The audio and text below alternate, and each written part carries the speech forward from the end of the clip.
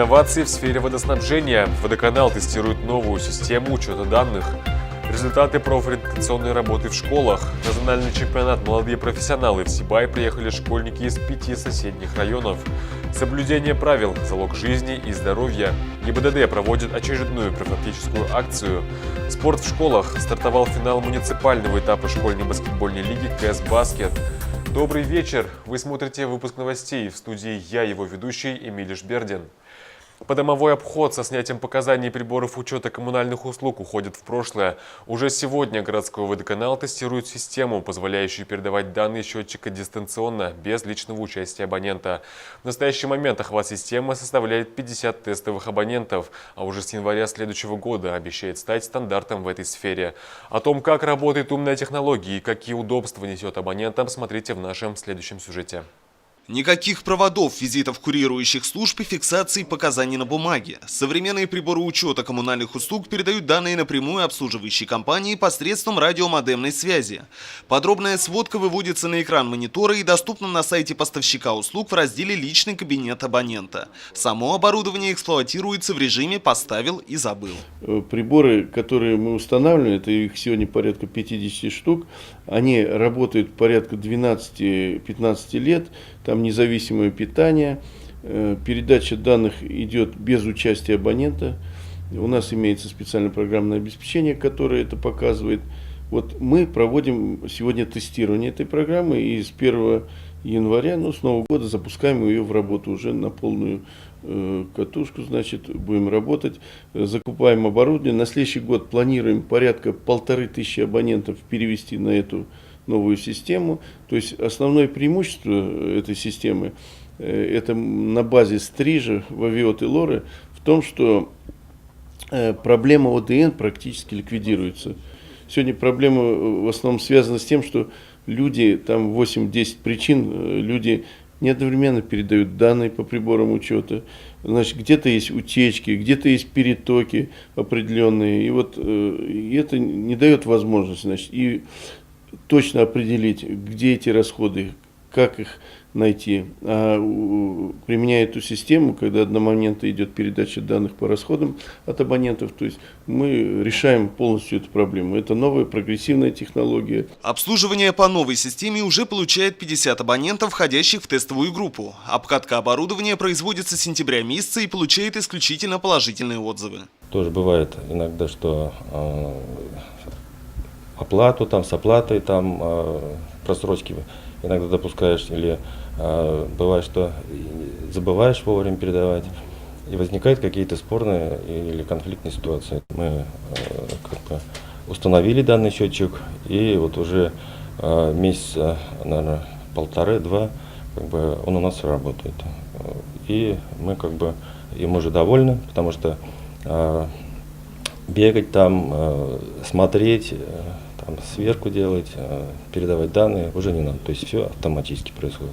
Массовый переход на новую систему учета запланирован с января нового года и будет производиться исключительно по мере устаревания старого оборудования. У тех абонентов, которые приборы стоят и уже установлены, конечно, они должны отслужить свой срок, никто к ним никаких претензий не будет предъявлять.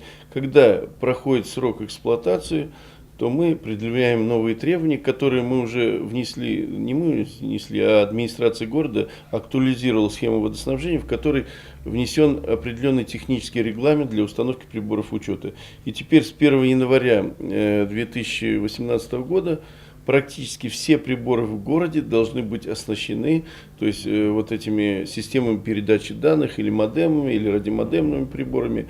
А те, которые работают, пусть работают, да служат свой срок, и после этого в плановом порядке, то есть уже будет требование. Зона покрытия приемного оборудования, как комментирует руководство предприятия, составляет порядка 50 километров и позволит также подключить к системе абонентов Кизила, Баймака, поселка Туяляс и вести параллельный учет других коммунальных услуг. Ринат Музафаров, Радмир Сингулов, Любовь Карпова, телекомпания СТВ. В администрации города состоялись публичные слушания, на которых был рассмотрен проект бюджета городского округа на будущий год. Подробности в сюжете Ирины Оренбургиной. В администрации города состоялись публичные слушания по проекту бюджета городского округа город Сибай на 2018 год и плановый период 2019-2020 годов под председательством депутата Совета городского округа Гайсы Хасанова. В мероприятии приняли участие депутаты, представители общественной палаты, руководители организаций и учреждений города. Подобные слушания проводятся в целях реализации принципов прозрачности бюджетного процесса и обеспечения открытости для общества и средств массовой информации. С основным докладом по проекту выступила заместитель главы администрации города, начальник финансового управления Виктория Трофимова. Основной задачей, решаемой при формировании бюджета на 2018 год и последующие годы, является дальнейшая стабилизация экономической ситуации через объемы расходов, которые мы себе можем позволить, и определение направления этих расходов по тем приоритетам и целям, которые ставит перед собой администрация городского округа город Сибай совместно с депутатским корпусом городского округа. Определение параметров бюджета городского округа на 2018 год и плановый период 2019-2020 годов осуществлялось исходя из ожидаемого исполнения бюджета на 2017 год и прогнозируемых тенденций в развитии экономики. Доходы бюджета городского округа в обновленном трехлетнем бюджете предусмотрены в следующем объеме. 2018 год 1 миллиард 13 миллионов 247 тысяч рублей. 2019 год 1 миллиард 10 миллионов 793 тысячи рублей. 2020 год 1 миллиард 11 миллионов 5 тысяч рублей. Проект бюджета сформирован на основе прогноза социально-экономического развития городского округа, базированном на реальных оценках темпа роста и ожидаемом стабильном развитии экономики. При его составлении учитывались также основные экономические показатели и основные направления налоговой и бюджетной политики на планируемый период. Принятие бюджета запланировано на очередном заседании Совета городского округа. Ирина Оренбургина, Радмир Сингулов, Любовь Карпова, телекомпания СТВ.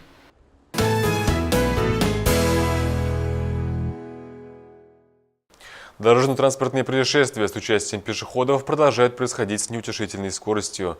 Только за минувшие сутки на автодорогах республики зарегистрировано 8 ДТП, в которых 1 человек погиб и 7 получили ранения различной степени тяжести. Накануне вечером в Нефтекамске произошел наезд на пешехода, который шел по проезжей части. От полученных травм мужчина скончался на месте происшествия. Как сообщается, он был в темной одежде без светоотражающих элементов. С целью предотвращения подобных трагедий ГИБДД Башкортостана проводит операцию «Пешеход». Основными причинами дорожно-транспортных происшествий с участием пешеходов, как и прежде, остается переход проезжей части в неположенных местах, неожиданное появление из-за препятствий, порой невнимательность и просто человеческая беспечность. На территории Республики Башкортостан с 24 ноября по 18 декабря проходит профилактическое мероприятие «Пешеход». Данное профилактическое мероприятие направлено на предупреждение дорожно-транспортных происшествий, связанных с наездом на пеших участников дорожного движения. В рамках данной акции проводятся рейдовые мероприятия. Предупреждаем пешеходов о соблюдении правил дорожного движения, об использовании светоотражающих приспособлений. Госавтоинспекция города Сибая предупреждает пешеходов, что за нарушение правил дорожного движения для пешеходов тоже предусмотрена административная ответственность в виде административных штрафов. Бывают случаи, когда люди идут вдоль дороги по проезжей части или же в опасной от нее близости, да и к тому же в темной одежде, не оснащенной светоотражающими элементами. Напомнить пешеходам о важности соблюдения правил решили юные инспекторы дорожного движения из лицея номер 9. Ребята вышли дежурить на улице города, в ходе несения службы выявляли нарушителей, делали замечания и раздавали светоотражающие фликеры. Сегодня мы участвуем в акции, раздаем вот такие вот флаеры прохожим, чтобы они сохранили жизнь себе и своему ребенку. То есть наклеить вот такой светоотражающий элемент на одежду, на портфель, на сумки, чтобы было меньше ДТП, чтобы, соответственно, сохранить жизнь себе, своего ребенка, как вот здесь написано. Госавтоинспекторы в очередной раз обращаются к водителям с напоминанием о необходимости максимальной бдительности за рулем, особенно вблизи образовательных учреждений, где существует риск неожиданного появления на проезжей части детей. Взаимное уважение и строгое соблюдение правил – залог жизни и здоровья всех участников дорожного движения. Лена Кириллова, Агуль Хамитов, Радмир Сингулов, Любовь Карпова, телекомпания СТВ. Комфорт детей в учебных классах и группах дошкольного образования активно обсуждался сразу на двух площадках, принимающих участие в программе поддержки местных инициатив на следующий год. В обоих случаях жителям многоквартирных домов по адресу Пионерская, 60 и Горняков, 6/7 удалось достигнуть соглашения. Ветхие оконные блоки в заведениях – основная проблема с участием наступивших холодов. Подробнее о том, как реализуется механизм поддержки местных инициатив в нашем городе, в материале Рената Музафарова. Республиканская программа поддержки местных инициатив – механизм, позволяющий оперативно выявлять и эффективно решать наиболее острые социальные проблемы местного уровня при активном участии населения. При этом гражданская активность распространяется как на определение проблемы подготовку инициатив, так и на их софинансирование и контроль над ходом реализации. По итогам прошлого участия в ППМИ жители многоквартирного дома по адресу Пионерская, 60 уже смогли воплотить в жизнь проект по реставрации фасада общеобразовательной школы номер 1. Среди текущих актуальных проблем жителей МКД были выделены частичная замена деревянных оконных блоков на пластиковые в СОШ номер 1, ремонт дорожного покрытия во дворе дома и установка игровой площадки, оборудование парковочных мест вдоль дороги у здания школы и ремонт ограждения. Приоритетом на следующий год в результате единогласного голосования была определена проблема ветхого остекления в школе. Кто за данное предложение? Пожалуйста, просчитайте. Проектная смета по замене оконных блоков предусматривает привлечение средств порядка 1 миллиона 200 тысяч рублей. При этом, согласно установленному порядку софинансирования, в поддержку проекта планируется получить 815 тысяч рублей от республики, 122 тысячи добровольных взносов от населения, порядка 2,5 тысяч семьи. Еще 150 тысяч, в свою очередь, готова профинансировать администрация. Помимо прочего, к участию в программе поддержки местных инициатив планируется привлечь спонсорскую поддержку в размере 122 тысяч рублей. Как комментирует руководство, каждый привлеченный рубль упрочивает шансы на победу. Подобная тактика уже оправдала себя в минувшем году. Проект непростой, как это может показаться на первый взгляд. Для того, чтобы в нем выиграть, нужно набирать баллы. Баллы зависят от всего, от активности жителей, от их нефинансового вклада, от того, какую пользу экологии приносит этот проект, софинансирование какое, спонсор обязательно должен быть. Вот, кстати, в прошлом году большую помощь для того, чтобы мы в этом проекте выиграли, оказал Учелинский горно-обогатительный комбинат в лице генерального директора Бикинова Явдата Усмановича, который выделил 200 тысяч рублей. И именно благодаря этому мы и заняли первое место. Поэтому уверен, что и на следующий год тоже найдутся такие спонсоры, которые будут неравнодушны в этом вопросе. Собрание прошло в атмосфере абсолютного единодушия. Обновленное архитектурное лицо учебного заведения, предоставившего площадку для собрания, служит реальным доказательством. Инициативы, поступающие от населения, не тщетны и побуждают участников нового собрания к еще более активным действиям. Ветхие окна в детском саду «Снегурочка» были определены приоритетной проблемой на прошедшем собрании по программе поддержки местных инициатив среди жителей многоквартирного дома Горняков 6/7. Остекление в детском саду является не единственным актуальным вопросом, однако именно создание комфортабельных условий в стенах дошкольного учебного заведения послужило причиной полной консолидации местного населения. В пользу данной инициативы выступили 64 из 68 голосов. Проблема назревала долгие годы. Окна, установленные в здании, эксплуатируются порядка 40 лет. Сегодня, согласно проведенным подсчетам, оборудование групп пластиковыми окнами требует материальных вложений в размере 270 тысяч рублей. Председательствующая на собрании Гузель Шамгулова, заместитель главы по социальным вопросам, объяснила, какой порядок совместных действий увеличит шансы на реализацию проекта. Хочу сказать, что по программе поддержки местных инициатив с республики самое большое количество, максимальное количество выделяемой суммы – это 1 миллион рублей. Город дает 150 тысяч. Значит, другое финансирование это идет от спонсоров, эту сумму, которую вы наберете, и вклад населения от 5 до 15%. Вложение каждой семьи, утвержденное общим голосованием в рамках гражданского софинансирования, составило сумму в 150 рублей. Протоколировать, определять смету, следить за торгами и контролировать работу в случае успешного прохождения инициативы в список победителей будет выбранная инициативная группа. Мы выступили с инициативой в поддержку детского садика «Снегурочка». дома Горняков 6/7 по ремонту окон. Провели собрание. Собрание прошло успешно, все проголосовали. Смета готова. Теперь ждем решения и надеемся на победу.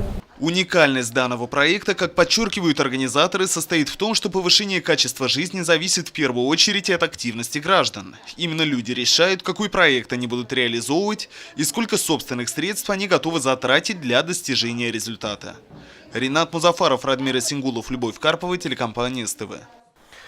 2017 год, год экологии, подходит к концу, и самое время подводить итоги проделанной работы. В нашем городе реализовано немало проектов, направленных на улучшение экологической обстановки. Раздельный сбор бытовых отходов, волонтерские работы по очистке от мусора массовых мест отдыха и многое другое. Так, на расширенном заседании молодежного парламента при Совете городского округа город Сибай обсудили результаты экопроекта, запущенного в этом году. Как привить молодому поколению культуру раздельного сбора отходов для дальнейшей переработки? Почему важно озеленение городских участков? Чем могут помочь неравнодушные предприниматели города в экологических дилеммах? Эти и другие вопросы раскрыл экологический проект под названием «Сохраним планету вместе», инициированный молодежным парламентом города. Благодаря победе на республиканском форуме «Ассылташ» и при поддержке местных предпринимателей в высших и среднеспециальных учебных заведениях города были установлены контейнеры для сбора бумажных отходов. По итогам сдачи сырья для вторичной утилизации было собрано более 2 тонн бумаги. На заседании парламентарии поблагодарили руководителей учебных заведений и индивидуальных предпринимателей за содействие в сборе макулатуры. Стоит заметить, что подобный проект в республике реализуется впервые. На сегодняшний день в нашем городе установлены во всех СУЗах и ВУЗе города, а также в МФК Суворове наши эко-контейнеры. Буквально каждую неделю мы их опустошаем, и действительно активность, так скажем, интерес у тех учреждений вызывает наш экопроект, и они активно поддерживают. Вторым этапом проекта под эгидой молодежного парламента стала высадка более 50 саженцев в сквере молодежи. Выступая с отчетом, Азат Байрамгулов также уточнил про планы. Те растения, которые в силу внешних факторов не смогли прижиться, будут заменены. Благодарственных писем в этот день удостоились все участники проекта и лица, оказавшие посильную помощь в улучшении экологической обстановки в городе. Как отметили представители молодежного парламента, они не намерены прекращать работу в данном направлении. Проекты бессрочны и будут осваиваться новые пути их развития. Екатерина Марочкина, Радмир Исингулов, Любовь Карпова, телекомпания СТВ. В общеобразовательных учреждениях города продолжают уделять внимание профориентационной работе с учащимися. Школы слаженно сотрудничают со среднеспециальными учебными заведениями. Ученики посещают бесплатные кружки на базе Сибайского колледжа строительства и сервиса и Сибайского многопрофильного профессионального колледжа. Результатами данной работы являются хорошие показатели школьников на городском чемпионате «Молодые профессионалы». Первый городской чемпионат стал для города знаковым событием. Задачей первого городского чемпионата «Юниор Skills» «Молодые профессионалы» стало развитие у учащихся навыков практического решения задач в конкретных профессиональных ситуациях. Сегодня инициатива Сибая набирает все больше обороты. На днях чемпионат принял уже зональный масштаб. Для участия в соревнованиях в наш город приехали школьники из 5 соседних районов. После торжественного открытия начались теоретическая и практическая части чемпионата, которые проходили на базе Центра детского творчества, станции юных техников, Сибайского колледжа строительства и сервиса, Сибайского многопрофильного профессионального колледжа, Сибайского института, 6 и 8 школ. В традиционных 7 компетенциях соревновались 43 участника. Готовилась я с учителем вместе, мы сидели каждый день, учились делать разные нарезки, теорию повторяли. Что еще могу сказать? Когда вот компетенции в городском конкурсе мы делали салаты, получается, надо было назвать свой салат, придумать его. Мы его сделали, я его назвала «Радугой». Я люблю готовить, и дома я тоже помогаю маме на кухне. Готовлю я где-то, наверное, с класса 5, может. Как мама говорит, что у меня получается лучше, чем у нее тесто. В Среди юных столяров, швей, модельеров, автомехаников, сварщиков, поваров, геологов лучшие результаты показали учащиеся второй школы села Акьяр, Уразовского лицея, 5 и 8 школ Сибая, гимназия. Кстати, 3 первых места из 7 компетенций заняли гимназисты нашего города. Значимость мероприятия доказывает и тот факт, что в церемонии награждения победителей приняла участие министр образования РБ Гульназ Шафикова, которая в эти дни была в Сибае с рабочим визитом и посетила ряд учебных заведений. Мы ждем таких же успехов как в школе, так и в вузе, потому что движение «Молодые профессионалы» сначала начиналось на базе профессиональных образовательных организаций, а теперь переходит в общее образование и приходит в высшее образование. Это тоже одно большое движение, но уже по разным категориям. Теперь вместе дети со школой, с колледжей и вузов не будут соревноваться, потому что это все-таки разные условия обучения. Меня порадовало то, что колледжи сейчас этим занимаются. Вчера наш колледж прошел аттестацию специализированного центра компетенции движения World Skills, и сейчас мы ждем сертификат. Я посмотрела, что теперь в Сибае появился центр компетенции мирового уровня, и он будет иметь соответствующий сертификат. Также я посмотрела наш педагогический колледж, какая там материально-техническая база, и мы договорились, над чем еще нам дальше работать, для того, чтобы уже и педагогическая профессия, они ведь тоже входят в топ-50 у нас региона, востребованные. Что нам дальше делать для того, чтобы и возродить ту школу педагогической подготовки кадров, которая всегда была в Сибае. По словам организаторов и гостей мероприятия, чемпионат вскоре должен расширить свои границы не только по направлениям, но и по географическому охвату. Следующий этап обязательно должен стать республиканским. Лена Кириллова, Гуль Хамитов, Радмир Исенгулов, Ниасмир Хайдаров, Любовь Карпова, телекомпания СТВ.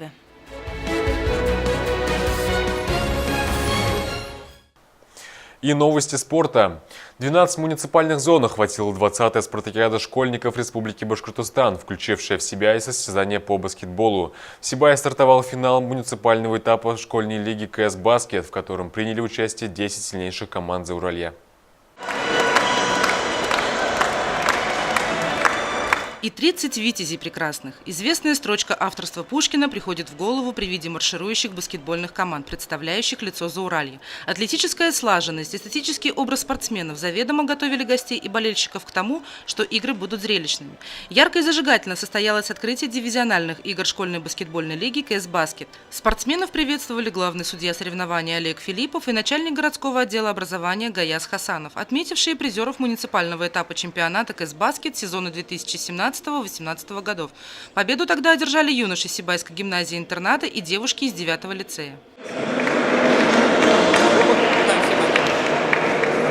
Около 7 лет назад Министерством молодежной политики и спорта Республики Башкортостан, а также Управлением по физическому воспитанию учащихся и подготовке Олимпийского резерва региона принято решение о проведении чемпионата школьной баскетбольной лиги КС «Баскет» на всей территории республики в зачет 13-й спартакиады школьников Башкортостана. На протяжении этого времени баскетбол среди школьников зарекомендовал себя как один из самых популярных видов спорта. Нас представляет у девочек школа номер 1, а в основном девчонки 5-6 класс. Конечно, тягаться с 11 классом тяжело. У юношек победили Сибайская гимназия-интернат. Тоже они впервые в этих соревнованиях принимают участие. Наверное, им будет трудно, но они борются. Посмотрим, какое место они займут. Галантные традиции определили очередность выступлений команд. Девушки из Межгорья и Баймака задали высокую планку последующим играм. Двухдневный финал муниципального этапа определит команды, которые в результате зональных игр будут бороться за звание лучших в республике в середине января 2018 года. Согласно положению, проведения чемпионатов за счет 20-й спартакиады в случае равенства суммы мест преимущество определяется по выступлению команд девушек.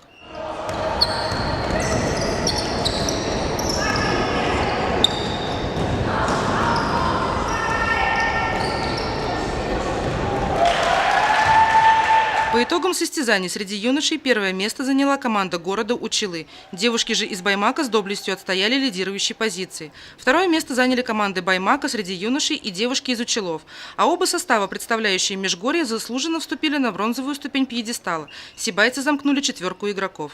Екатерина Марочкина, Радмир Исенгулов, Любовь Карпова, телекомпания СТВ.